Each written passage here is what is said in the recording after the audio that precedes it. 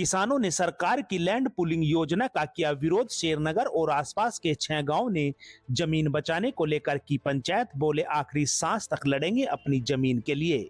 जनपद मुजफ्फरनगर में शेरनगर और आसपास के 6 गांव के किसान सरकार की आवास विकास योजना के तहत भूमि अधिग्रहण के विरोध में एक पंचायत में जुटे।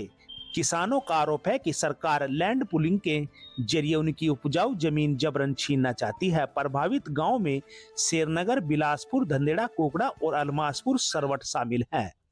पंचायत में सुकेश एडवोकेट ने बताया कि करीब 4200 बीघा जमीन अधिग्रहण की जा रही है, जिससे लगभग 1000 किसान परिवार प्रभावित होंगे। किसान प्रमोद राठी ने चेतावनी दी कि मुजफ्फरनगर में पहले भी सरकार की कॉलोनी पूरी नहीं हो पाई, फिर भी किसानों की जमीन ली जा रही है।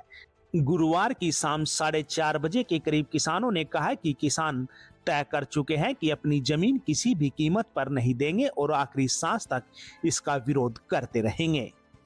और इसी गांव में मेरी खेती बाड़ी है और मैं यही खेती का कार्य करता हूं। मैं किसान हूं और किसान के रूप में ही मैं आज इस सभा में जो आवास विकास परिषद उत्तर प्रदेश द्वारा जो 284 हेक्टेयर जमीन, जिसमें शेरनगर की लगभग 234-35 हेक्टेयर जमीन है और धंदेड़ा की 16 हेक्टेयर के आसपास है और बिलासपुर की जो है वो लगभग 32-33 हेक्टेयर जमीन है, जिसको गैर कानून तरीके से और धोखे से आवास विकास परिषद हड़पना चाहता है, क्योंकि वो अधिग्रहण के नाम पे जमीन हड़पना चाहता है, जबकि इस जमीन का किसी प्रकार से कोई अधिग्रहण नहीं हो रहा है। कितने किसान प्रभावित हैं?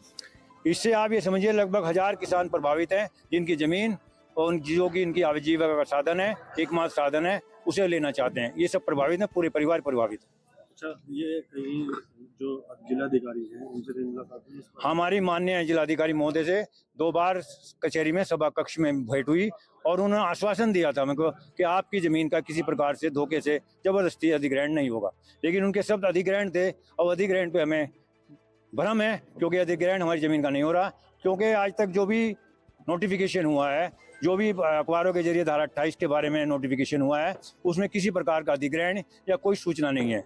फिर जो धारा 29 का नोटिस इन्होंने लीगत तौर से, व्यक्तिगत तौर से स्पीड पोस्ट के जरिए भेज रहे हैं, उसमें भी कहीं अधिग्रहण का या कोई जिक्र नहीं है, क्योंकि हमें वहम है कि लैंड पूलिंग के तहत हमारी जमीन को हड़पना चाहते हैं, जो कि हम जमीन किसी कीमत पे, किसी सूरत में, किसी भी विभाग को देना नहीं चाहते। अब आगे कदम क्या होगा?